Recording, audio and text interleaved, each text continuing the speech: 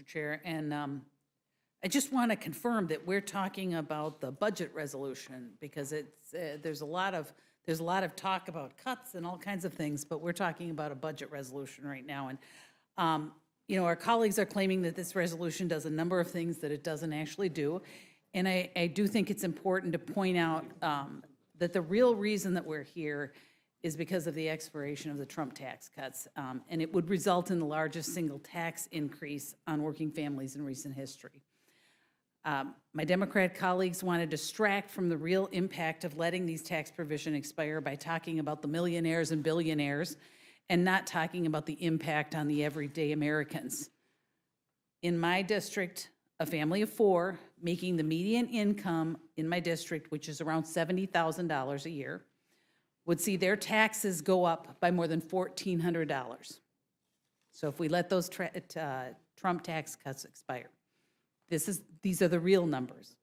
Over 100,000 families in my district would see their child tax credit slashed in half if the Trump tax cuts expire. And I'll tell you, I was in my district. I do talk to the folks in my district. And I was in my district this weekend, and there was a couple with a little baby in the corner, little baby with a pink hat on, so assuming it's a girl. And I said something about the tax, if the child tax cuts expire, child tax credits expire, and they nodded. They were like, don't let them expire, don't, you know, so they were very concerned about that. So this is real people, over 100,000 families in my district, and nearly 57,000 small businesses in my district would lose their small business deduction and would have to pay a rate of 43.4% tax rate. And over 29,000 family farms in my district would find it much harder to pass their way of life onto the next generation with debt when the death tax doubles if the Trump's tax cuts expire.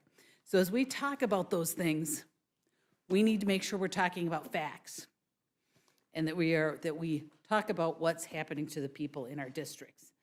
And Chairman Arrington, I just wanted to, you know, I'd like to, obviously the other side's talking about a lot of things that aren't, that this will do or is doing that's not really. And so if you'd like to, I'd like to give you a chance to respond to some of the claims that this resolution is doing things it's not, if you want to.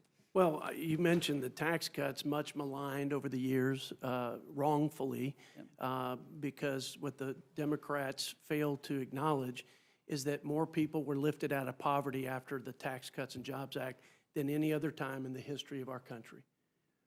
The median income actually went up by 5%. That's the most in 25 years. We had fewer people unemployed among the most vulnerable Americans in recorded history. We had more monies, American dollars, repatriated to the United States, invested to grow businesses, to create jobs, to create opportunities, to give hope for a better quality of life, a bigger paycheck. That's what happened. But they failed to talk about that.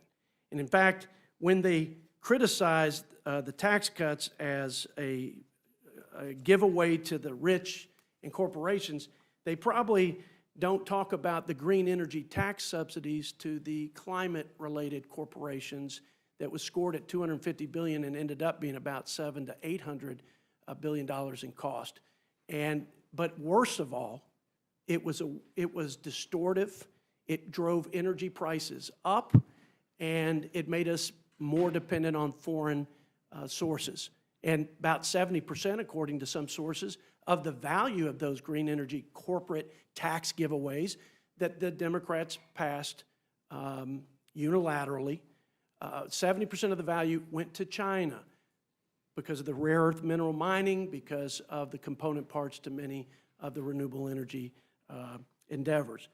But when they criticized the TCJA back in the day, because these are tired, old, rhetorical and false claims, they said that this was a tax cut for the rich and corporations. The Washington Post fact check gave 4 Pinocchios. The Washington Post, they gave 4 Pinocchios saying this is simply wrong, clearly false. 3 of every $4 in the 2017 tax cuts went to individuals, cutting taxes for the lowest income by 10%, and the top 1% got a 0.5% tax cut.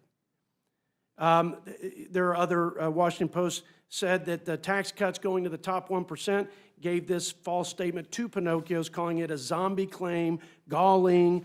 So even the Washington Post discredited these claims. But, you know, the American people are the best judge of this. They hear both sides. I'm not sure they believe necessarily any one party, including our own, sadly enough. But they believed in the effects and the results of the policies of President Trump and unified Republican leadership, in contrast to the 40-year high inflation, the cost of living crisis, a weaker economy, a nation closer to the precipice of a debt crisis, all because of $8 trillion in unbridled deficit spending and a $5 trillion additional cost in interest expense on the debt, which tripled under President Biden. I think the American people, Ms. Fischbach, made the ultimate decision and use their good judgment. And in this case, they trusted President Trump and Republicans to turn this economy around, to bend the curve on wasteful and unnecessary spending with a $2 trillion deficit and $36 trillion that will be heaped on the backs of our children. I think they believed and trusted in him and us to do this very thing. And it will be much maligned going forward. There'll be lots of false claims and fear-mongering. We've got to do what we know is right for our country, for our children's future, and for America's leadership in the world going into the better part of the 21st century. Thanks for letting me have that opportunity. Thank you very much. And I will just sum it up. And what I think that my Democrat colleagues like to do is to distract from the real facts by talking about millionaires and billionaires and not the average American who will suffer if we don't extend these tax cuts. The tax cuts for the families in my district and in theirs, the tax cuts for the small businesses in my district and in theirs, and the tax cuts for the family farms. And I think we need to focus on that because the Democrats will continue to try to confuse and distract people with talking about millionaires and billionaires. And with that, I yield back. Gentlelady yields back. Now recognize Ranking Member McGovern for his questions. Yeah, no, I'll agree with the chairman of the committee. I think that the American people are the best